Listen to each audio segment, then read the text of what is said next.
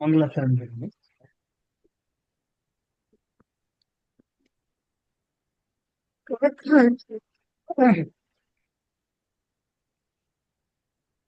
ओम नमः सिद्धेभ्यः जय श्री ओम नमः सिद्धेभ्यः जय श्री ओम नमः सिद्धेभ्यः। मंगलम भगवान वीरो मंगलम गौतमो गणी मंगलम कुंद कुंदाद्यो जैन धर्मोस्तु मंगलम सर्वमंगल मांगल्यम सर्वकल्याणकारकम प्रधानम सर्वधर्माणां जैनम जयतु शासनम जैनम जयतु शासनम जैनम जयतु शासनम। मोक्षमार्गस्य नेतारं वेत्तारं कर्मभूभृतां ज्ञातारं विश्वतत्त्वान्विद्वानां वन्दे तद्गुणलब्धये। तत्वार सूत्र या मोक्ष शास्त्र नाम का ग्रंथ हम लोग पढ़ रहे हैं, जिसके रचयिता है आचार्य उमा स्वामी।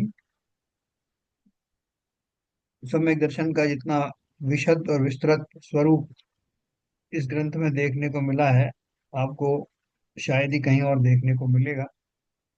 और उसमें एक एक शब्द जो है, सूत्र जो दिए हैं वो छोटे छोटे सूत्र हैं, लेकिन उन सूत्र में बहुत मर्म भरा है। उन सूत्रों का जो है, जब टीका की है तो टीका काफी विशाल रूप से की है, कई कई टीकाएं इसकी हुई हैं, बहुत सारे लोगों ने उसकी टीका की है। और एक से बढ़कर एक टीकाएं हैं। हम जो टीका पढ़ रहे हैं वो गुजराती टीका का हिंदी ट्रांसलेशन है, और बहुत मार्मिक, बहुत सिंपल है। सम्यक दर्शन का हमने स्वरूप पढ़ा, सम्यक दर्शन के भेद पढ़े। सम्यक दर्शन ज्ञान चारित्र पूर्वक मोक्ष मार्ग होता है। ऐसा व्यवहार सम्यक दर्शन आदि के द्वारा नहीं, निश्चय के द्वारा होता है। तीनों रत्नत्रय निश्चय के रत्नत्रय हैं। फिर हमने ये भी पढ़ा कि जो जीवों को सदगुरु के निमित्त से ही सम्यक दर्शन होता है। ये बात क्यों जोर दे के कही गई है? जिससे कि हमको दो तरह का मिथ्यात्व होता है। एक तो होता है ग्रहित मिथ्यात्व, एक होता है अग्रहित मिथ्यात्व। अग्रहित मिथ्यात्व तो जीव ने अनादिकाल से है, सदा से ही है, जब तक कि वो सम्यक दृष्टि नहीं होता। और ग्रहित मिथ्यात्व जो है, जीव को किसी पर्याय विशेष में कुदेव कुगुरु कुशास्त्र आदि के सेवन से जो खोटा श्रद्धान होता है, उसे ग्रहित मिथ्यात्व कहते हैं। इन दोनों को छोड़ने के लिए उन्होंने एक विशेष जोर दिया कि चूंकि एक ये भी दिया कि तत्वार श्रद्धानम सम्यक दर्शनम, तो उन्होंने बोला कि तत्वार का श्रद्धान भी कैसा हो। ऊपर ऊपर का श्रद्धान यानी पढ़ना पाठन से काम नहीं चलेगा। यही बात उन्होंने देशना शब्द का अर्थ बताते हुए कहा। देशना का अर्थ मात्र सुन लेना पढ़ लेना नहीं है, बल्कि उसके बहुत सारे क्वालिफिकेशन हैं। कि सुन करके उसके ऊपर में उसको धारणा में लेकर के आना, और उसको आचरण में ला करके तब वो श्रद्धा के लेवल पर आता है। और किन की बात सुनना, इसके लिए उन्होंने लिखा है कि ज्ञानी के की देशना से ही सम्यक दर्शन होता। ये बात उन्होंने स्पेशली किस लिए कही है? कि जिससे हम कुदेव कुगुरु कुशास्त्र के चक्कर में ना पड़े, ये मान करके कि गुरु कोई भी हो, सब चलता है। तो चूंकि अगर अपन इसके ऊपर और एनालिसिस करें तो समय दृष्टि जीव जो है वो सबको मिलना तो सुलभ नहीं है। मुनि तो छोड़ो, कोई श्रावक भी जो है सम्यक दृष्टि मिलना लाखों करोड़ों में एक आध होता है। तो ऐसी अवस्था में हम क्या करें? ये तो हमने मान लिया कि समय जैन दर्शन के सेवन करने वाले हैं, जैन दर्शन का मर्म बताने वाले हैं, लेकिन सम्यक दृष्टि है कि नहीं, इसमें हमें दुविधा है। तब भी हमें इतना आश्वस्त अगर हो गए कि जिनेन्द्र की वाणी सुनाई जा रही है, जो कि वीतरागता का पोषण करने वाली है। जिनेन्द्र देव की वाणी में भी बहुत सारे दूषण हो सकते हैं। अगर हमने उसका सही मर्म नहीं समझा, तो उसके नाम पर कोई आगम का हुआ बता करके आपको ऐसे शास्त्रों का श्रवण भी करा सकता है जिसमें कि कहीं ना कहीं राग द्वेष आदि भरे हो। तो जब ये बात कही जाती है कि ज्ञानी की देशना से ही सम्यक दर्शन होता है, उसके पीछे सबसे बड़ा कारण ये है कि हम उस शास्त्र की भी परीक्षा करें जिस शास्त्र को किसी ज्ञानी ने लिखा है, अर्थात किसी आचार्य आदि ने लिखा है। और उसमें एक ही कसौटी देखना कि क्या वो वीतरागता बढ़ाने वाला है या राग का पोषण करता है। तो जैसे हम कहते हैं कि जाति की अपेक्षा से बहुत बार हम आश्वस्त हो जाते हैं कि ये ब्राह्मण का घर है या ये जैन का घर है। वर्तमान काल में भले ही बहुत सारी कुछ बदलाव हुए हों, लेकिन हम उससे आश्वस्त हो जाते हैं कि ये अवश्य शाकाहारी होगा। उसी प्रकार से सत शास्त्र को पढ़ने और जानने वाला, वीतराग की वाणी सुनाने वाला, कम से कम हम उससे डूबेंगे नहीं, ये हमें आश्वासन रहता है। और यही उनका कहने का मंतव्य है, क्योंकि सबके सबको तो सम्यक दृष्टि जीव मिलेंगे नहीं। और हम स्वयं भी वाचन करने से उस वाचन करने में भी कोई गलत वाचन कर लिया तो भी हमारा नुकसान होने वाला है। इसलिए इस पूरे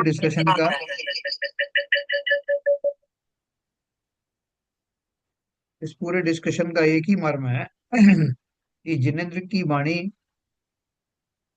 सुनाने वाला प्रामाणिक होना चाहिए। जिन शास्त्रों को का अवलंबन आलम्बन लिया जा रहा है वो प्रामाणिक होना चाहिए। और हमारी विशेष दशा उसको ग्रहण करने की हो, वो प्रामाणिक दशा का भी ध्यान रखना होगा। इस प्रकार से तीन बातों का ध्यान रखने पर वो बात चरितार्थ होती है कि ज्ञानी के देशना से ही सम्यक दर्शन होता है, क्योंकि ज्ञानी के द्वारा रचित वो ग्रंथ प्रामाणिक हैं। और ज्ञानी, संपूर्ण ज्ञानी अगर सम्यक दर्शन दृष्टि नहीं भी है, तब भी वो उसके भावों में वो वीतरागता की पुष्टि होती है। तो ऐसे उपदेश शास्त्र आदि सुनने योग्य हैं। ये अपन ने कल पढ़ा था, और इससे आगे चलेंगे अपन आज।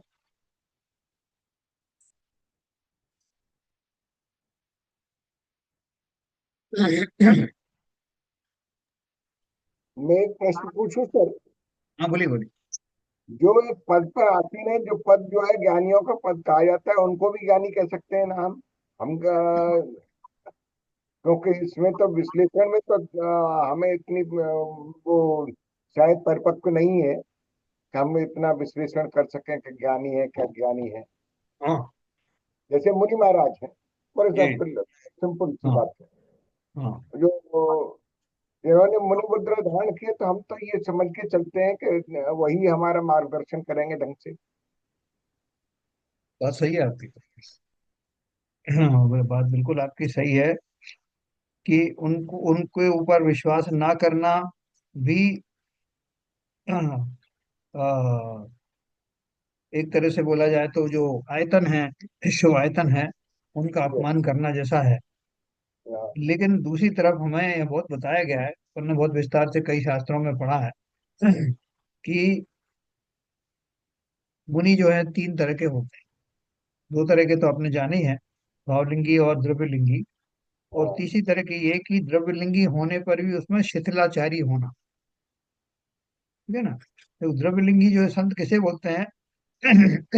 जिन्हें भले ही सम्यक दर्शन नहीं हुआ हो, लेकिन उनके 28 मूल गुण इंटैक्ट रहते हैं। उन 28 मूल गुणों को किसी भी कीमत पर वो कॉम्प्रोमाइज नहीं करते। उनके पीछे भले ही उसका चिंतन उनका ये रहता है कि मैं मुनि हूँ, और जैन शास्त्रों के अनुसार मुनि की जो परिभाषा है, मुनि का जो आचरण है, मुझे उसका भरपूर पालन करना है, और करते भी हैं। वो वास्तव में प्योर द्रव्यलिंगी हैं। भावलिंगी तो अपन जानते ही है, समय दर्शन सहित जो होते हैं। और द्रव्यलिंगी के दूसरा भेद मैंने आपको बताया कि वो उस पद पर आसीन जरूर है। 28 मूल गुणों में से उन्होंने 7 जो विशेष गुण होते हैं वो धारण किए हैं, जैसे नग्नत्व आदि किया है, केश आदि करते हैं। लेकिन वो 28 मूल गुणों का पालन, पंच महाव्रत का पालन यथा योग्य ढंग से न करके उसमें शिथिलाचार या विकार उसमें दोष लगाते हैं, वो तो द्रवलिंगी संत भी नहीं है। अब आपका प्रश्न ये है कि उनको कैसे पहचाना जाए? उनको पहचानने में दिक्कत तो आती है सर। है दिक्कत तो आएगी उनको पहचानने में। आप इतने शायद हमारी नजर इतनी पारखी नहीं हो सकती, सम्यकदर्शी हो तो शायद मालूम कर ले। हाँ, उसमें दो दो दिक्कतें आती हैं। एक तो आपने कहा कि हो सकता है हमारा ज्ञान ही ऐसा ना हो, इस लेवल का ना हो, पारखी नजर ना हो कि हम उसको पहचान सकें। दूसरा ये भी हो सकता है कि समाज में एक प्रचलन है कि मुनि की निंदा नहीं करना। मुनि किसी भी रूप में हो, उसको कितना भी ज्ञान हो ना हो, अगर उसने वो मुद्रा धारण की है तो उसकी ना तो हमें समीक्षा करना है, ना कोई और बात करनी।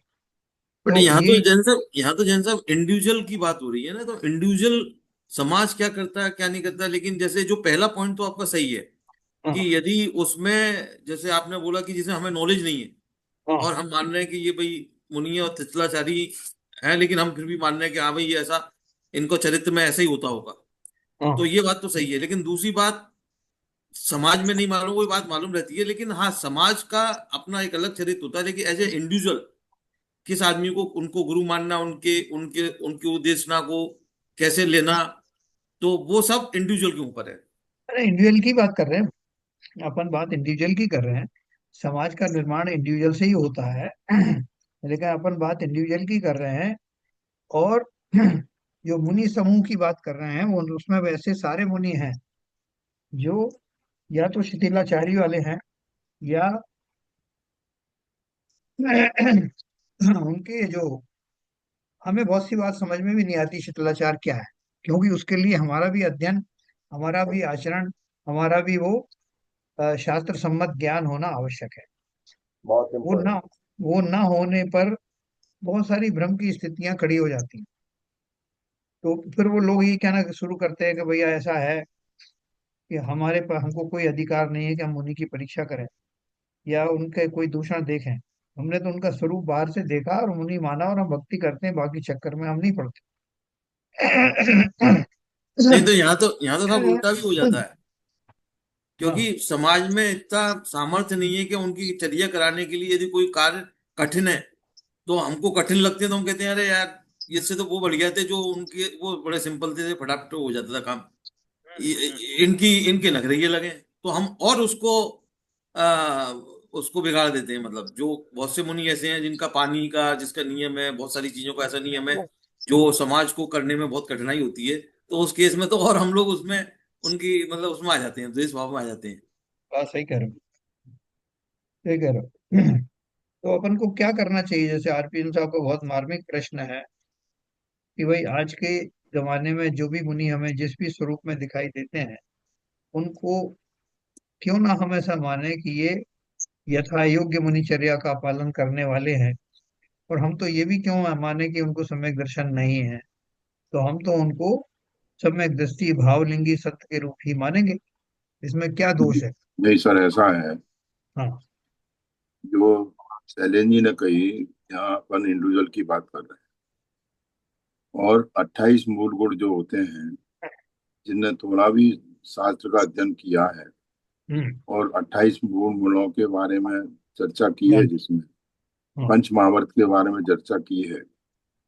और अगर वो स्वाध्यायी है तो, एक तो जो स्वाध्याय नहीं करता है, एक जनरल समाज का आदमी है, इंडिविजुअल है, उसकी बात नहीं कर रहा हूँ। बात कर रहा हूँ जो स्वाध्याय करता है, जिसको थोड़ा बहुत इसका ज्ञान है कि 28 मूल गुण क्या होते हैं और पंच महावर्त क्या होते हैं। हम्म। तो इंडिविजुअल अपने विवेक से इतना तो एडजस्ट कर ही सकता है कि ये मुनि कितने शिथिलाचारी हैं या नहीं। हम्म। मगर उसका सामाजिक रूप से, खुले रूप से उसका आलोचना नहीं करनी है। उसके अपने अंदर भावना लेके और निर्णय लेना है कि हम इन मुनि को कहाँ तक उनको शिथिलाचारी मानते हैं और शिथिलाचारी नहीं मानते हैं।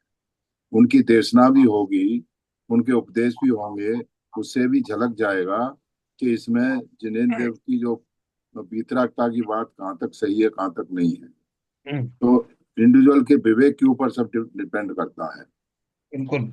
ये ये बात भी सही है कि मतलब ये जनरल रूप में किसी भी मुनि की निंदा नहीं करना चाहिए। ये निंदा का प्रश्न नहीं है, अपनी विवेचना का प्रश्न है। जो फर्स्ट प्रिंसिपल लिखा हुआ है, गुरु मानने से पहले ठोक बजा के आप अपने विवेक से मालूम कर लो कि ये गुरु तो नहीं है। गुणों के धारी है कि नहीं है। अब कई कई मुनि आजकल अपने मन से जिज्ञासा समाधान करो या उपदेश कहो, कई चीजें ऐसी क्रियाओं की बात करते हैं जिनमें जो तर्क संगत नहीं है। तो अपने विवेक के ऊपर है उसको कितना अपने को उसका संज्ञान देना है, कितना नहीं लेना है, और आगे बढ़ना है। उसकी आलोचना नहीं करनी है, अपने को निर्णय लेना है कि भाई इसका संज्ञान लेना है हमें, नहीं लेना है। ये मेरा अपना व्यू है। बहुत बढ़िया है। हाँ बताओ शैलेंद्र जी, बताएं आप, कुछ कमेंट है आई अगर थिंक आप। सिविलियन साहब ने बहुत कंक्लूसिव कर दिया इस बात को हाँ। कि ये सब इंडिविजुअल के ऊपर है, और विदाउट किसी की वो बुराई करते हुए या समाज में कुछ चर्चा करते हुए बुराइयों की और उनकी कमियों पे चर्चा करते हुए, अपने विवेक से निर्णय लेते हुए अपना उनको दर्शन कैसा कितना लिमिट रखना है, और उनको और आगे जब वो व्याख्यान करते हैं या जब वो घोषणा करते हैं तो उसमें आगम की कितनी सच्चाई रहती है, वो अपने स्वाध्याय के हिसाब से उसको नाप तोल सकते हैं। और यदि उसमें कुछ कमी पेशी हो तो उसको अपने हिसाब से उसको सही मान के ले लें, क्योंकि अल्टीमेटली तो हमारी आत्मा के लिए हमको क्या उद्घोषणा है वो उस पर काम करना है, हमको दूसरे पर से हटके उस पर चलना है। तो आई थिंक सीबीएन साहब ने बहुत कंक्लूसिव किया उसको। बहुत बढ़िया। बोलो आरपी जनता। ठीक है सर, मैं समझ रहा हूँ इस बात को तो। हाँ। लेकिन एब्सोल्यूट रूप में तो हम नहीं पहचान सकते, बिल्कुल सही बात है, तो उसको मान के चल सकते हैं कि भाई जिनका जो जो भी आचरण चल रहा है वो सही है। कि जितना मेरे को ज्ञान है उससे ज्यादा तो उनको ज्ञान है, इतना तो मुझे भी मालूम है। देखो, अगर जो सावधान है और जिन्होंने शास्त्र आदि का अध्ययन किया है, उनको अपने आप ही ऑटोमेटिकली वो वो जो स्वरूप है उसको वो ऐसे नहीं एक्सेप्ट कर लेगा। ये पक्की बात है, कोई अंधश्रद्धा करना आवश्यक नहीं। हाँ, ये आपके श्रद्धा के लेवल पर कोई, जैसे कोई आपका अभ्यागत आता है, अतिथि आता है, तो ये जाने बिना कि उसमें क्या दोष है, वो जान भी लेते हैं अपन, तब भी उसका आतिथ्य तो अपन पूरा करते ही है। हाँ, ठीक उसी पहले प्रकार से। सोचों के बारे में जो भी है। हाँ। नहीं साहब, देखिए, कई बार मंदिर में ये चीज हुई है। जो मुनि अपने साथ क्या कहते हैं प्रतिमाओं को लेके चलते हैं, उसको फूल वगैरह चढ़ाते हैं, वो आगम के अनुसार अपना जो लिखा हुआ है वो तर्क संगत नहीं है, तो उसकी हम आलोचना थोड़ी करते हैं। हम उनका आते हैं, आदर करते हैं, मगर अपने हम नहीं चढ़ाते हैं फूल। आर्यका जी आई थी, अब वो प्रतिमा जी को वहां स्थापित कर रही थी वेदी पर, उनको नहीं करने दिया, वो स्पष्ट बता दिया। तो वहां पे अपने विवेक से ही काम किया ना। करेक्ट। तो वो विवेक से काम लेके अगर जरूरत पड़े तो उनको विस्थापित भी करना है कि ये चीज गलत है, यहाँ पर नहीं है। अब वो आर्यका जी आई थी, प्रतिमाओं को छूने लगी, तो उनको बाबूजी ने रोक दिया। समझे? तो वो विवेक ही था, वहां पर काम किया। तो बहुत बढ़िया आपने बात कही है कि जहाँ कार्य ऐसे हो रहे हों जो वास्तव में शास्त्र सम्मत नहीं है, वहां उनको भली प्रकार से चतुराई के साथ में उसको ना होने दिया जाए, जिससे किसी को बुरा भी ना लगे और मिथ्या मान्यताओं का पोषण भी ना हो। ये बहुत टेक्टफुली करने का है, क्योंकि समाज में नहीं तो विपरीत है। बहुत से समाज के ज्यादातर लोग हैं वो नहीं जानते कि क्या गलत है क्या सही है, उनमें क्या दूषण है क्या नहीं है, तो उनको भी हर्ट ना हो, और जिनको आप समझा रहे हैं उन्हें भी बुरा ना लगे, इसलिए अत्यंत विनय पूर्वक और बहुत चतुराई से वो सब कार्य करें जो शास्त्र सम्मत हैं। ये बहुत इंपॉर्टेंट चीज है और ये करना आवश्यक है। नहीं तो आप ब्लाइंडली बिना किसी उसके परहेज के वो सब करते रहेंगे कि साहब एक उस मुद्राधारी ने आपसे कहा है, तो न केवल आपको मिथ्यात्व का तीव्र दोष लगेगा, बल्कि आगे भी जो है और भी जो लोग हैं जो दूषण और उसमें नहीं समझते हैं, उनको भी इसमें भ्रम की स्थिति पैदा होगी। इसलिए जो विवेकवान श्रावक हैं उनको भली प्रकार से, और खासतौर से वो जो किसी समिति में है या जो उस सबको संभालने वाले हैं, उनको इस चीज का विशेष ध्यान रखना और बहुत चतुराई से काम करना कि कोई भी मिथ्यात्व की पोषक क्रियाओं का हम पोषण ना करें, और साथ में ये मैसेज भी चतुराई पूर्वक चला जाए, ना और भी जाए। स्पष्ट रूप हाँ, ये थोड़ा ध्यान और रखिए, चलिए। स्पष्ट हो। चलिए ठीक है सर। हाँ, ओके, चलो आगे चलते हैं। हाँ। तत्वों के नाम। मैंने ऊपर पढ़ा था, जैसे वैद्यकीय ज्ञान प्राप्त करना हो तो वैद्य के ज्ञानी गुरु की शिक्षा से वह प्राप्त किया जा सकता है, वैद्य के अज्ञानी पुरुष से नहीं। उसी प्रकार आत्मज्ञानी गुरु के उपदेश द्वारा सम्यक दर्शन प्राप्त किया जा सकता है, आत्मज्ञानहीन अज्ञानी गुरु के उपदेश से वो प्राप्त नहीं किया जा सकता। इसलिए सच्चे सुख के इच्छुक जीवों को उपदेश का चुनाव करने में सावधानी रखना आवश्यक है। ये देखो देखिए, एक बात स्पष्ट क्लियर बहुत स्पष्ट बहुत क्लियर किया है।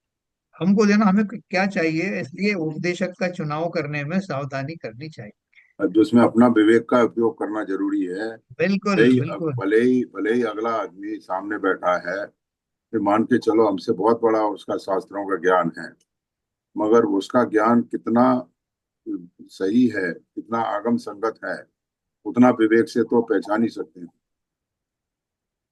बिल्कुल सही है।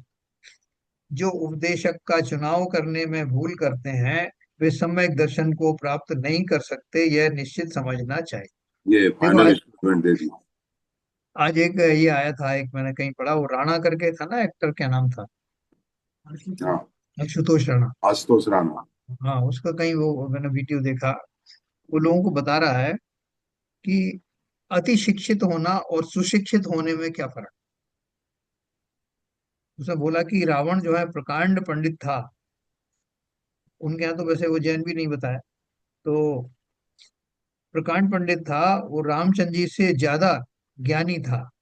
लेकिन रामचंद्र जी सुशिक्षित थे, वो अति शिक्षित था लेकिन ये सुशिक्षित थे। तो इसका अर्थ क्या है कि ज्ञान की भरपूर मात्रा होना, बहुत ज्यादा मात्रा होना आवश्यक नहीं, उसके मुकाबले में थोड़ा सा भी ज्ञान हो लेकिन वो सुशिक्षित हो, अच्छे संस्कारों वाला हो, तो वो अभिनंदनीय है।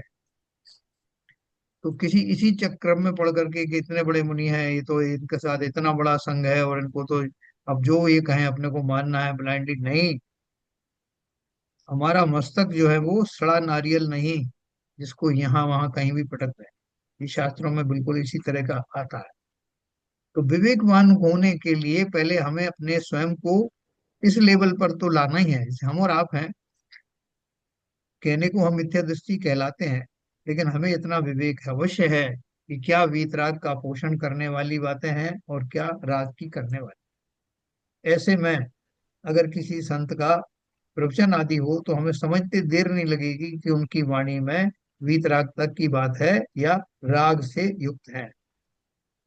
उनकी क्रियाओं से, उनके आचरण से हमें मालूम पड़ेगा कि वो क्रियाएं कितनी ईर्ष्या समिति आदि 13 प्रकार के चारित्र का पोषण करने वाली या 28 मूल गुणों का पालन करने वाली हैं या नहीं।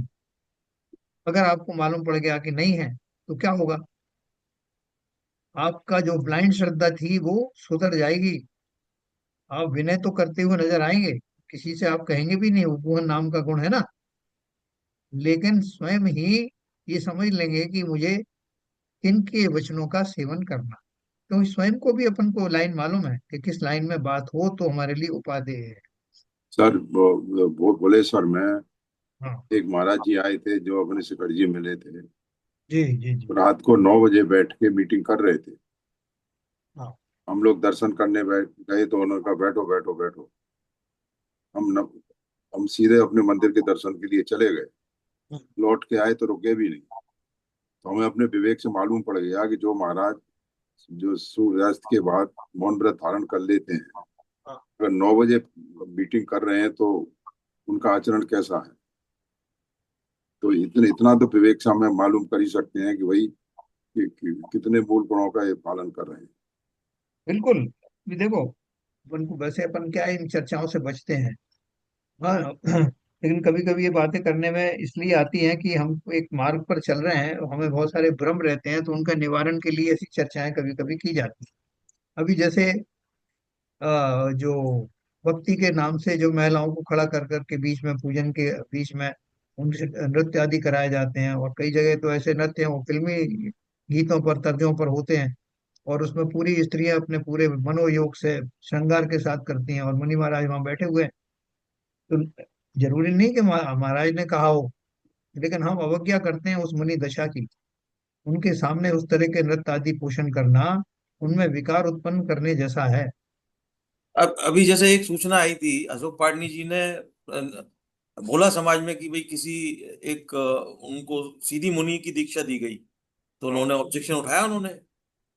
तो समाज में ऐसे पवित्र व्यक्ति हैं तो उनको ये बोलने का अधिकार भी है और बोलना भी चाहिए। Yes, yes.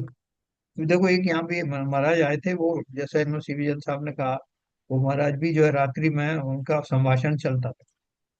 तो हमने उनको दूसरे दिन सुबह, तो हम तीन चार लोग उनसे एकांत में मिले, और हमने उनसे पूछा कि महाराज, मौन का क्या स्वरूप है? मौन कब धारण करना चाहिए, कैसे धारण करना चाहिए, मौन से क्या लाभ है, मौन कब भंग करना चाहिए? वो समझ गए। तो फिर उन्होंने मुस्कुराते हुए उस प्रश्न को टाल दिया।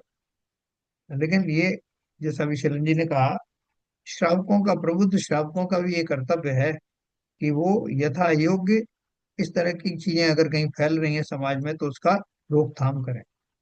लेकिन उसको उसको फैलने से रोकने से पहले हमें स्वयं मालूम होना चाहिए ना, कि क्या उसमें भ्रम की स्थितियां हैं, क्या रागी बातें हैं, क्या वीतरागी हैं। इसलिए स्वयं के कल्याण के लिए और समाज के लिए, दोनों की ही दृष्टि से, हर श्रावक का ये फर्ज है कि वो निरंतर स्वाध्याय की गहराई तक जाए, तभी आप कुछ कर सकते हो। और जो जिन्हें वास्तव में ज्ञान होने लगता है, वो इतने विनम्र हो जाते हैं कि उनको कुछ करने की, किसी की आलोचना करने के भाव भी नहीं उत्पन्न होते। वो स्वयं को ही सुधारते हैं। तो चलिए अपन आगे चलेंगे। इतनी बात अपन ने पढ़ी कि सच्चे सुख के इच्छुक जीवों को उपदेशक का चुनाव करने में सावधानी रखना आवश्यक है। जो उपदेशक का चुनाव करने में भूल करते हैं, वे सम्यक दर्शन को प्राप्त नहीं कर सकते। यह निश्चित समझना चाहिए, ठीक है ना। अब तत्वों के नाम। तत्वों के नाम कौन से हैं अपन ने जो पढ़े हैं, जो प्रसिद्ध हैं?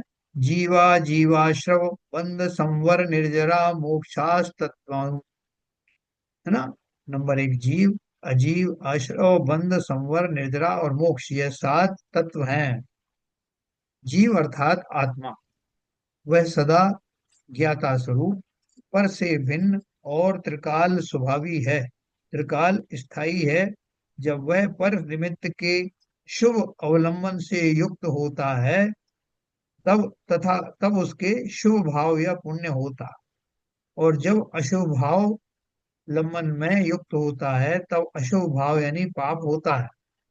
और जब स्वावलंबी होता है, तब शुद्ध भाव होता है। देखो कितना बढ़िया परिभाषा दी, जीव द्रव्य की परिभाषा। हाँ, ललित जी सुनना ध्यान से। जीव का अर्थ ही दिया आत्मा, है ना। जिस शरीर में मैं रह रहा हूं, उसको जीव, उस शरीर सहित उसको जीव कह दिया जाता है। जैसे नारियल में गोला है, तभी उसको नारियल कहा जाता है। अगर गोला निकालने किसी तरीके से एक छेद में से उसका, तो वो जो खोल है उसका, वो नारियल नहीं कहा जाएगा। जिस बेसिक वस्तु की उपस्थिति में उसे वो कहा जा रहा है, वो उसकी परिभाषा, उसका संबोधन उस रूप में इसीलिए पड़ा है कि उसमें माल भरा हुआ है। तो इसलिए आत्मा ही जीव है। हम जो है वो शरीर में रहने वाले उस आत्मा को भी जीव कह देते हैं। देखो कितने सारे जीव इकट्ठे हैं, लेकिन उसमें अपेक्षा क्या है, कि उसमें आत्मा है, वरना तो वो बॉडी है। तो जीव अर्थात आत्मा, वह सदा ज्ञाता स्वरूप, पर से भिन्न और त्रिकाल स्थायी है ना। ज्ञाता स्वरूप क्यों है? क्योंकि उसके अंदर ज्ञान भरा हुआ है। ज्ञान कहाँ पाया जाता है? तो आपसे पूछा जाए कि ज्ञान कहाँ पाया जाता है, तो आप क्या बताओ? अभी बोलेंगे सींग कहाँ होते हैं, तो आप बताओगे साहब के कुछ ही जानवर होते हैं, कुछ जो सींगधारी होते हैं, उनके हम आपको नाम बता देते हैं। तो जो चीज जहाँ पाई जाती है, वो वहीं ही मिलेगी। तो ज्ञाता स्वरूप है, मतलब ज्ञान का धारी है, वही उसका प्रसिद्ध गुण और लक्षण है। पर से भिन्न है, कि जीव ही पर से भिन्न है, या और द्रव्य भी सब पर से भिन्न है? बताओ। सारे द्रव्य अब दूसरे द्रव्यों से भिन्न है। वाह! पर से भिन्न अपन लेकिन जीव की बात कर रहे हैं, इसलिए जीव की बात मैं उसमें लिख दिया कि मैं कौन हूँ, ज्ञाता स्वरूप हूँ, पर से भिन्न हूँ और त्रिकाल स्थायी हैं। त्रिकाल स्थायी का अर्थ क्या है? सदा काल जीव ही रहूंगा, कभी भी अजीब नहीं बन सकता। जब वह पर निमित्त के शुभ, अब देखो शुभ और शुद्ध की भेद बताया। शुभ और शुद्ध का क्या भेद बताया?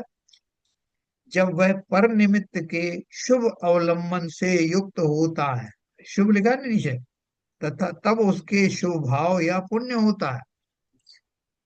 ये मैं जिनेन्द्र देव के या पंच परमेष्टि का आलम्बन करता हूँ, उनकी पूजन करता हूँ, उनके गुणगान करता हूँ, तो मेरा आलम्बन शुभ जाति का है, शुभ प्रकृति का है, जिससे पुण्य बंद होता है। आलम्बन है ना, पर का आलम्बन। अशुभ की तो बात छोड़ ही दो।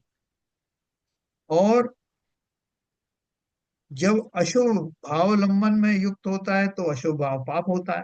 और जब स्वावलंबी होता है, स्वावलंबी किसे कहा? किसी का भी आलंबन नहीं लेता, तब शुद्ध भाव या धर्म होता है ना। बिल्कुल सिंपल एग्जाम वो है, परिभाषा। तो ये जीव की बात हो गई। अजीब किसे कहते हैं? देखो यहाँ बहुत संक्षेप में सात तत्व बताएं, विस्तार तो अभी और आगे बहुत आएगा। अजीब किसे कहते हैं? जिसमें चेतना ज्ञातृत्व नहीं है, ऐसे द्रव्य पांच हैं। छठवां द्रव्य तो मैं हो ही गया, या पहला द्रव्य कह लो मैं हो गया। तो बाकी के पांच द्रव्य कौन से हैं? जिनमें चेतना या ज्ञातृत्व नहीं है, उनमें से धर्म, अधर्म, आकाश और काल, ये चार अरूपी हैं, है ना। धर्म द्रव्य, अधर्म द्रव्य, आकाश और काल दिखाई नहीं देते। तथा पुद्गल रूपी, पुद्गल कौन है? रूपी है। रूपी है अर्थात उसमें क्या क्या है? स्पर्श गुण है, रंग, हाँ, रस है, गंध है, वर्ण है ना। ये चार गुण है ना, स्पर्श, रस, गंध और वर्ण। वर्ण को ही रूपी भी कहते हैं, वर्ण। अजीव वस्तुएं आत्मा से भिन्न है, तथा अनंत आत्मा भी एक दूसरे से पृथक स्वतंत्र हैं। पराश्रय के बिना जीव में विकार नहीं होता। परोन्मुख होने से जीव के पुण्य पाप के शुभ अशुभ विकारी भाव होते। बहुत सिंपल बात है। जब जब कोई द्रव्य, मैं आपको बहुत व्यापक रूप से बताता हूँ, जब जब कोई द्रव्य अपने स्वभाव में ही बना रहता, किसी और पर पदार्थ के साथ मिलने की चेष्टा भी नहीं करता। चेष्टा मैंने क्यों कहा? क्योंकि मिल तो सकता ही नहीं है। जब जब जीव स्वद्रव्य स्वस्वभाव में रहता है, तब तब वो, उसमें कोई विकार उत्पन्न नहीं होते। विकार उत्पन्न होने के लिए पर द्रव्यों का सहारा लेना आवश्यक है। तो आप कहोगे हमने तो सब किसी का आसरा लिया ही नहीं, सिवाय जिनेन्द्र देव के, और सब वही वही सब किया है, तो हमारे अंदर में जो है राग आदि क्यों आ गए? हाँ। तो पहली बात तो राग कब से है हमारे पास? हो सकता है कि अभी हम थोड़ा सुधर गए हो, हम अब जिनेन्द्र देव की सेवा में लग गए हों, लेकिन रागों की श्रृंखला आज की तो है नहीं। अनादि काल से हमने पर के आलम्बन लिए, पर शरीरों में बहुत आसक्त हुए। अपने शरीर में तो हूं ही आसक्त, पर शरीरों में भी आसक्त। और भी संसार में जो भी दृष्टव्य वस्तुएं हैं, उन सब में किसी न किसी रूप में राग का संबंध बनाए रखना, वो सारी चीजें विकार उत्पन्न करने के लिए पर्याप्त हैं। कहते हैं ना कि नजर हटी और दुर्घटना घटी, सावधानी हटी दुर्घटना घटी। सावधानी क्या रखना? मात्र इतनी सावधानी कि मैं अपने अतिरिक्त किसी पर के साथ रागों वाला संबंध ना रखूं। राग आदि मतलब राग द्वेष आदि। तो कौन सा संबंध रखूं? बताओ भाई सब लोग। पर द्रव्यों के साथ में मुझे कोई संबंध अगर रखना है तो कौन सा संबंध रखें, जिससे विकार उत्पन्न ना हो?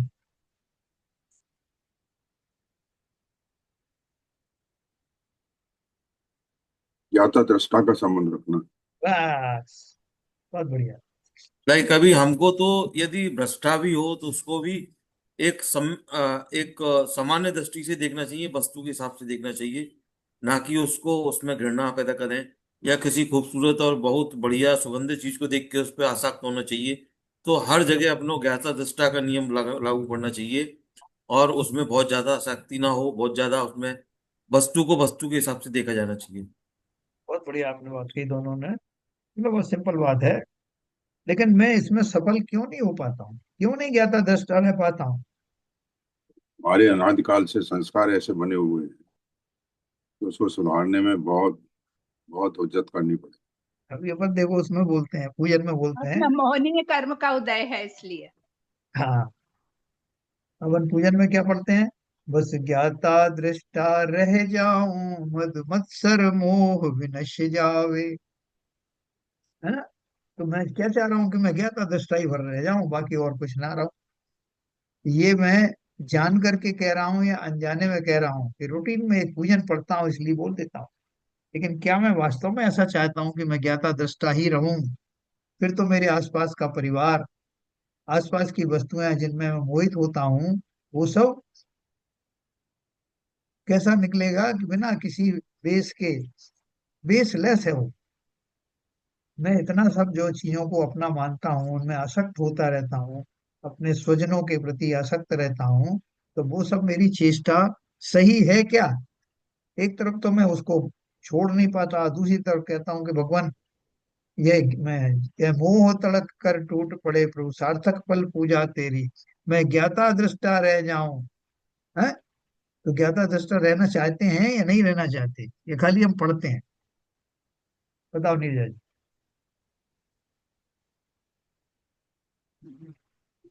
ज्ञाता दृष्टा रहना तो चाहते हैं, लेकिन मोहनी कर्म का इतना प्रबल उदय है कि हम उसमें नहीं कुछ कर पाते हैं, आसक्ति हो जाती है, राग द्वेष हो जाते हैं। तो उसको अपन चाहते तो कैसे? हैं कि ज्ञाता दृष्टा बन जाएं, लेकिन नहीं हाँ, कर पाते। उसको क्या, उसका तोड़ने का कोई तरीका है कि नहीं? हम बिल्कुल लाचार हैं, वो तो सभी जीवों, संसारी जीवों को मोहनी कर्म का उदय है। तो हम में से ही जी, तो कुछ लोग जो है निकल के चले आते हैं, वो कैसे निकलते हैं? वो अपने स्वरूप को भी समझ लेते हैं, मिथ्या स्वरूप को भी और आत्मा के स्वरूप को भी, फिर उसमें से जो पार लग जाते हैं वो लग जाते हैं। देखो, एक शमशान वैराग्य होता है, लोग शमशान में जाते हैं, अपने स्वजनों को दाह संस्कार करते हैं, और वहां जगह जगह लिखे हुए रहते हैं सब, उसमें वैराग्य के बहुत सारे वाक्य लिखे होते हैं कि संसार में जो आया है वो चला जाएगा, ये देह मिट्टी का पुतला है, और ये वो दुनिया भर की बात। उस शमशान की बाउंड्री के अंदर रह करके बहुत सारे जीवों को वैराग्य जैसा होने लगा, जिसको हम शमशान वैराग्य कहते हैं। क्यों? क्योंकि उस सीमा से बाहर निकलने के बाद ही वो अपने वापस उन्हीं दशाओं में वापस लौट आता है। उसको फिर अपने स्वजन, अपना धन दौलत आदि, अपना शरीर आदि दिखाई देने लगता है। वो सब भूल आता है कि वहां खड़े होके उसने भी ऐसे वचन बोले थे कि संसार में कुछ नहीं धरा। इसका अर्थ क्या है? कि जो मैं ये पूजन में बोलता हूँ, बस ज्ञाता दृष्टा रह जाऊं, मद मत्सर मोह विनश जाए, उसको जितनी तन्मयता से मैं गुनगुनाऊंगा, उच्चारण करूंगा, तन्मयता से मतलब उससे जुड़ करके, उन शब्दों के भावों से जुड़ करके, जितना जितना मैं जुड़ूंगा उन क्षणों में, मेरा वो विश्वास दृढ़तम होता चला जाएगा कि वास्तव में मुझे यही चाहिए। मैं ज्ञाता दृष्टा वास्तव में हूँ, मैं बदल भी नहीं सकता। अभी मैं ज्ञाता दृष्टा रूप से दिखाई नहीं देता, ये मेरी पर्याय विशेष का ही दोष है। स्वभाव से तो मैं ज्ञाता दृष्टा ही रहने वाला हूँ। क्यों? क्योंकि जब मेरा स्वभाव पूर्ण रूप से प्रकट होता है, तब मैं ज्ञाता दृष्टा के रूप में ही दिखाई पड़ता हूँ। केवल ज्ञान वह दशा ही तो है जिसमें मेरा भ्रम निवृत्त हो जाता है, और मैं स्वयं को ज्ञाता दृष्टा के रूप में ही खड़ा पाता हूँ। तो हम माने या ना माने, हम जाने या ना जाने, हम ज्ञाता दृष्टा ही हैं। अन्य पदार्थ का, पर पदार्थ का ग्रहण आज तक किसी पदार्थ ने किया नहीं। अब बोलोगे साहब हम तो ग्रहण करते रहते हैं, कितना धन आता है उसे ग्रहण करते रहते हैं, लोगों से प्यार मिलता है वो ग्रहण करते रहते हैं, आदर सम्मान मिलता है ग्रहण करते हैं, और जो हमें अच्छे नहीं लगता वो छोड़ देते हैं, जो हमें अच्छे नहीं लगते उनको दूर भगा देते हैं। तो हम कहाँ ज्ञाता दृष्टा हो? है ना? तो हम किसी को ना तो ग्रहण कर सकते हैं, ऐसा ग्रहण करने का भाव होता है खाली, मैंने ये ग्रहण कर ली, क्या ग्रहण करोगे? इस शरीर तक को तो ग्रहण कर नहीं सकते। ये भी अपने हिसाब से चलता है। जो भोजन आदि के कण उसके अंदर जाते हैं उनका क्या ट्रांसफॉर्मेशन करना है, ये शरीर डिसाइड करता है, मैं नहीं। उसका विसर्जन कैसे होना है, शरीर डिसाइड करता है। शरीर को कब रोगी होना है, शरीर डिसाइड करता है। कब ठीक होना है, वही डिसाइड करता है। कब और कब मुझे छोड़ के चला जाना है, ये भी वही डिसाइड करता है। मैं क्या करता हूँ, मैं रोक सकता हूँ? मैं तब भी ज्ञाता दृष्टा था, अब भी ज्ञाता दृष्टा हूँ। खाली मैं भ्रम में पड़ा हुआ था कि मैं इसका कर्ता धर्ता हूँ। इसलिए केवल ज्ञानी जैसा ज्ञाता दृष्टा होता है, ज्ञाता दृष्टा कहा जाता है, वैसा मैं भी हूँ। आज भी हूँ, अभी भी हूँ। आप इससे सहमत है कि नहीं, बताओ? ज्ञाता दृष्टा हूँ क्या मैं? क्या एल के जन साहब, ललित जी, मैं ज्ञाता दृष्टा हूँ या नहीं हूँ, या बनना किंचित है उसे मुझे? किंचित रूप से सभी ज्ञाता दृष्टा होते हैं। हम्म। उसका मैग्नीट्यूड वेरी करता है, समझे, 0 to फुल इसको। नहीं देखो, वो आपने जो बात कही है वो तो हुआ कि अपने जान पने का, मैं विश्वास का, कि वह मैं कितना अपने आप को महसूस करता हूँ। लेकिन स्वभाव के अनुसार तो प्रत्येक जीव मात्र ज्ञाता दृष्टा ही है। क्यों? बिल्कुल है, शक्ति रूप से तो है ही। हाँ, क्यों? वो मेरा स्वभाव है। मैं अपने स्वभाव से अगर बदल गया, बिछड़ गया, तो स्वभाव से नहीं, अब आंतरिक स्वभाव मेरा कहीं नहीं जा सकता। जैसे आपने वो शेर की कहानी सुनी ना, कि उसको पाल रहे थे, एक शेर के बच्चे को पाल रहे थे, वो गीदड़ पाल रहे थे, और उनके साथ रह के वही आदतें उसके अंदर आ गई थी। लेकिन एक शेर वहां से निकला और उसने देखा कि ये तो शेर का बच्चा है, इनके बीच में इसी इन्हीं जैसी आवाज लगाता। तो जोर से दहाड़ लगाई, तो पहली बार तो उसने शेर जैसी आवाज निकाली। फिर उन्होंने जोर से आवाज लगा के बोला कि तू शेर है। तब उसकी जो दहाड़ निकली वो स्वाभाविक दहाड़ थी, वो कहीं गई थोड़ी थी। उस क्षणों, उन क्षणों में, उन पर्याय विशेष में वो भ्रम का शिकार हो गया। लेकिन स्वभाव थोड़ी बदला। मैं वही त्रिलोकी नाथ, सर्वज्ञ हूँ। इस बात को लोग गलत समझ लेते हैं। मैं स्वभाव की अपेक्षा बात कर रहा हूँ। मेरा त्रिकाली स्वभाव वैसा ही है। और वो स्वभाव बिल्कुल, का उस रूप से पर्याय में प्रकट होना, वही तो अरहंत बनना है। ये वो बात सही है। स्वभाव से, शक्ति रूप से तो ज्ञाता दृष्टा पूरी तरह से है, मगर हर हर जीव व्यवहार रूप से भी किंचित तो ज्ञाता दृष्टा कभी कभी रहता ही है। आपका मतलब है कि पर्याय में भी कई बार उसको उसका ज्ञान उभर करके आ जाता है, यस। और उसको ऐसा महसूस होने लगता है उन क्षणों में कि वास्तव में मेरा काम इतना ही है।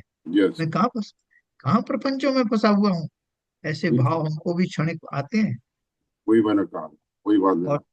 उन भावों को संभाल लिया जिसने, थोड़े काल तक वो स्थिर हो गए वो भाव, तो जीव को सुलटने में देर नहीं लगती। इसलिए निरंतर अभ्यास इसी का करना। ऐसे क्षणों में जब कभी ऐसे भाव आए, प्रतिकूलताएं आपका मन उदासीनता की ओर ले जाने लगे, तो उसका स्वागत करना, उस उदासीनता को गले से लगा के रखना। इसलिए दयानंद राय जी ने कहा कि तृष्णा भाव छेद, घटती जान घटाई। तृष्णा के भाव अगर कम होने लगे, तो उसका संज्ञान लेकर के और भी ज्यादा उसमें लग जाना। द्रव्यों से मेरा क्या लेना देना? संसार के ये सब द्रव्य बाई डिफॉल्ट संयोग से मिले हैं। इसमें बहुत सारे तो ऐसे हैं कि जिनके प्रति मैंने कोई उपकार किया है, या जिन्होंने मेरे लिए कोई उपकार किया है, या जिनका मेरे से कोई द्वेष रहा है, मेरा उनसे द्वेष रहा है। ये सारे जन इसीलिए आए हुए हैं। दूसरी बात, प्रकृति जब मुझे किसी प्रकार का रिवार्ड या पनिशमेंट देना चाहती है, तो लोगों के माध्यम से तो देगी ना। प्रकृति में कोई व्यक्ति विशेष तो है नहीं खड़ा हुआ जो आपको आके दंडित करे। यही सारे मेरे आसपास की रचनाएं हैं, आसपास के लोग, आसपास की विषय वस्तु, ये सब मुझे संसार के जो आदान प्रदान, जो मेरा व्यापार चल रहा है, उसकी पूर्ति के लिए आते हैं। ये ना मेरे पहले कभी थे, ना आज है, ना कभी होंगे। इनसे पीछा छुड़ाने का तरीका ये है कि वो जो रिएक्शंस मैं अब करता रहा हूं, उन रिएक्शनों से बसो, अपने स्वरूप को पहचानो। ये सारी शक्तियां आपसे दूर होने लगी स्वरूप को पहचानते ही। ये बहुत बड़ी उपलब्धि है। और जैसा सीबीएस साहब ने कहा कि ऐसे क्षण भी हम सबके जीवन में आते हैं जब हमको इस बात के प्रति संवेदनाएं जागृत होती हैं कि मैं कहाँ फंसा हुआ हूं, कैसे निकलूंगा। और दूसरे ही क्षण हम हमारा बल जागृत होता है कि जब मेरे वंशजों ने, पूर्व में इतने सिद्ध राशि ने ये सब कार्य किया, तो मैं क्यों नहीं कर सकता। बस आवश्यकता है निरंतर उस दिशा में। आज 1 मिनट का मैंने सामायिक किया, कल 2 मिनट का करूंगा, 3 मिनट का करूंगा। लेकिन ये करने योग्य काम है। जब तक इसकी लौ नहीं लगेगी तब तक काम होगा नहीं, है ना। तो जब स्वावलंबी होता है तब शुद्ध भाव या धर्म होता है। ये हमने जीव द्रव्य के बारे में पढ़ा। अजीब का भी पढ़ लेते हैं, समय है थोड़ा। जिस जिसमें चेतना या ज्ञातृत्व नहीं है, ऐसे द्रव्य 5 हैं। उनमें से धर्म, अधर्म, आकाश और काल, ये 4 अरूपी हैं तथा पुद्गल रूपी है। अजीब वस्तुएं आत्मा से भिन्न है तथा अनंत आत्मा भी एक दूसरे से पृथक स्वतंत्र हैं। पराश्रय के बिना जीव में विकार नहीं होता। परोन्मुख होने से जीव के पुण्य पाप के शुभ अशुभ विकारी भाव होते हैं। तो जब जब भी विकारी भाव होंगे तो किसी न किसी द्रव्य वस्तु के आधार से होंगे। तीसरा है आश्रव। आश्रव किसे कहते हैं? विकारी या शुभ अशुभ भाव रूप जो अरूपी अवस्था जीव में होती है, वह भावाश्रव। और नवीन कर्म रजकणों का आना, आत्मा के साथ एक क्षेत्र में रहना, सो द्रव्याश्रव है। पुण्य पाप दोनों आश्रव और बंध के उपभेद हैं। तो आश्रव किसे बोला? कि जीव के दोनों तरह के भाव। कौन सी दोनों तरह के? शुभ और अशुभ दोनों तरह के भावों का क्या होना? परिणमन होना। हाँ, उन गुणों का, उन उस तरह के भावों का जीव के अंदर में उत्पत्ति होना, वह भावाश्रव हुआ। मतलब ऐसे भाव हुए। और उन भावों का निमित्त पा करके, उद्गल द्रव्यों में क्या एक शक्ति होती है कि उनके आसपास अगर इस तरह की वर्णनाएं हो, इस तरह के भाव आदि का निमित्त मिले, तो वो कर्म रूप में परिणमित हो जाते हैं। जैसे आपको कपूर है ना, कपूर, कपूर को बोलते हैं साहब इसको बंद करके रखो डब्बों में, अगर हवा के संपर्क में आ गया तो ये उड़ जाएगा, फैल जाएगा। तो हवा से उसको अपन रोक के रखते हैं। तो ठीक उसी प्रकार से वो जो उद्गल वर्गणाएं हैं, उद्गल समूह है, उद्गल परमाणु हैं, उनमें से कुछ परमाणुओं में ऐसी शक्ति होती, सब में नहीं, ऐसी शक्ति होती है कि वो जीव के भावों का निमित्त पा करके, यथा योग्य भावों का निमित्त पा करके यथा योग्य कर्म वर्गणाओं में परिवर्तित हो जाते, है ना। उसमें भी जिस तरह के भाव होंगे, उस तरह के भावों से जो कर्म बनते हैं, वैसे कर्म आपके समीप आ जाएंगे, आपके भावों का निमित्त पाकर, है ना। आपने गुड़ रखा हुआ है कहीं, तो मक्खियां उड़ के आएंगी। मक्खी स्वाभाविक रूप से आती हैं। तो हमको मक्खियों को भगाने के लिए क्या करना? बजाय मक्खियों को भगाने के, वो गुड़ को वहां से हटा दो। ठीक उसी प्रकार से विकारी शुभ अशुभ भाव, और शुभ अशुभ दोनों का आप भाव समझ गए ना। क्यों उन्होंने लिखा है पुण्य पाप दोनों आश्रव और बंध के उपभेद हैं। आश्रव के 2 भेद हैं, पुण्य और पाप। शुभ भाव रूपी कर्म बंद हुए, होने वाले हैं, तो आपका पुण्याश्रव हुआ। और जिनसे पाप का बंद होना है वो आए, तो अशुभ भाव उसका निमित्त बनते हैं। पुण्य कैसा होता है? दया, दान, भक्ति, पूजा, व्रत इत्यादि जो शुभ भाव जीव के होते हैं, वह अरूपी विकारी भाव है। वृंदावन ने तो विकारी भाव कह दिया इसको। अभी देखो यहाँ पर भी अगर मैंने अध्ययन नहीं किया, हम लोगों ने ऊपर ऊपर से ही पढ़ा, तो हम इस शास्त्र को उठा के कूड़ेदान में डाल देंगे। साहब इसमें तो देखो कैसी ऐसी बातें लिखी जो हम पूरे जिंदगी भर करते आए, पीढ़ियों से करते आ रहे हैं, दया दान भक्ति पूजा व्रत, उनको ये बोल रहे हैं कि विकारी भाव। तो जिन्होंने उसका अध्ययन वास्तव में नहीं किया, उसको मर्म को नहीं समझा, वो तो यही समझेंगे कि ये किसी लोगों ने अनर्गल बातें लिखी। हम अपनी जो पारंपरिक जो हमारी पूजन आदि है उनको कैसे छोड़ दें, और ये उनको विकारी भाव बता रहे हैं। तो इसलिए बहुत समझदारी से काम लेना। पहले के लोग इतने पढ़े लिखे नहीं होते थे, इतने लॉजिक पे भी नहीं चलते थे। आज के जमाने में तो बहुत तर्क संगत लोग हैं, और एक एक बात का मर्म समझते हैं, उसका लाभ उठाना। तो ये क्यों कहा है, दया दान भक्ति पूजा व्रत इत्यादि जो शुभ भाव जीव के होते हैं, वह अरूपी विकारी भाव है। वह भाव पुण्य है, और उसके निमित्त से जड़ परमाणुओं का समूह स्वयं अपने ही कारण से स्वतः एक क्षेत्रावगाह संबंध से जीव के साथ बंधता है। वह द्रव्य पुण्य है। द्रव्य पुण्य यानी फिजिकली पुण्य के परमाणु आ गए। हाँ, और क्या बताए, एक क्षेत्रावगाह संबंध से। एक क्षेत्रावगाह संबंध क्या है, एक ही जगह पर आत्मा के प्रदेश और कर्म परमाणुओं का रहना, उसका नाम है एक ही क्षेत्र में रहना। प्रदेश है ना, प्रदेश किसको बोलते हैं, एक प्रदेश की परिभाषा क्या है, जिसमें परमाणु का सबसे छोटा, या उद्गल द्रव्य का सबसे छोटा इकाई यानी परमाणु जिस जगह पे रह सकता है, उसके लिए जो जस्ट सफिशिएंट जगह है, उसको प्रदेश कहते हैं। एक परमाणु को रहने की जगह को प्रदेश कहते हैं।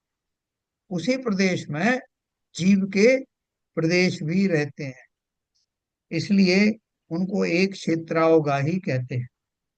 जैसे दूध और पानी, एक ही क्षेत्र में दूध भी रह रहा है और पानी भी रह रहा है, उसको एक क्षेत्रावगाह संबंध कहते हैं।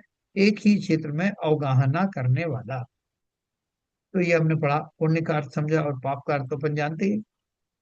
हिंसा, असत्य, चोरी, अव्रत इत्यादि जो अशुभ भाव हैं, सो भाव पाप हैं, और उसके निमित्त से जड़ की शक्ति से जो परमाणुओं का समूह स्वयं बंधता है, वह द्रव्य पाप है। ये स्वयं लिखना की जरूरत क्या थी, जो परमाणुओं का समूह बंधता है, या हम बांधते हैं, ऐसा क्यों नहीं लिखा उसमें हमें। उसका उसका हाँ, गुण है कि वो उसमें बन जाता है। जाता है। हम जो बात करते हैं कि भैया मैंने बहुत हंस हंस के कर्म बांधे हैं, और रो रो करके काट रहा हूं, या मैंने कितने कर्म पहले खिरा दिए, और होली खेले मुनिराज शिखर वन में कितने कर्म नष्ट कर दिए, क्या क्या हम लोग बात करते हैं। और मोक्ष लक्ष्मी जो है वर के ले आए हैं, ये सब कैसी भाषाएं हैं, ये सब उपचार की भाषा है। क्योंकि हम इन भाषाओं से परिचित हैं, इसलिए हमारी भाषा में कहा जाता है। लेकिन वास्तव में तो कर्मों में फिजिकली जाकर ना तो मैं उनको ला सकता हूँ, ना उनमें कोई उनको नष्ट कर सकता हूँ।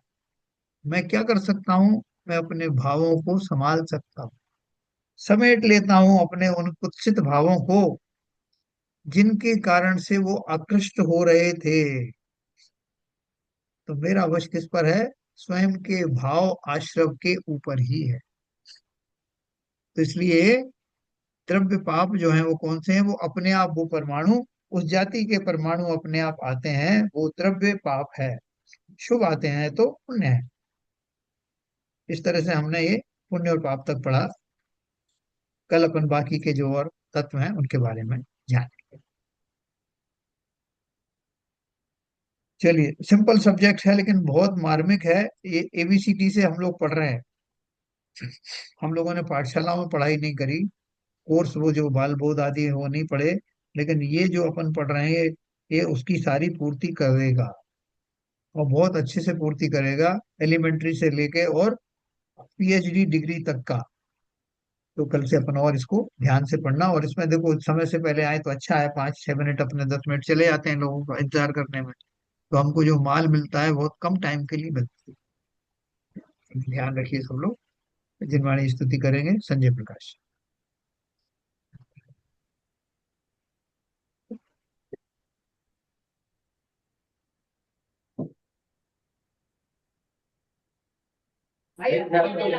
देखो ज्ञान के प्रकाश देखो, परिभाष देखो भानु सी बखानी है।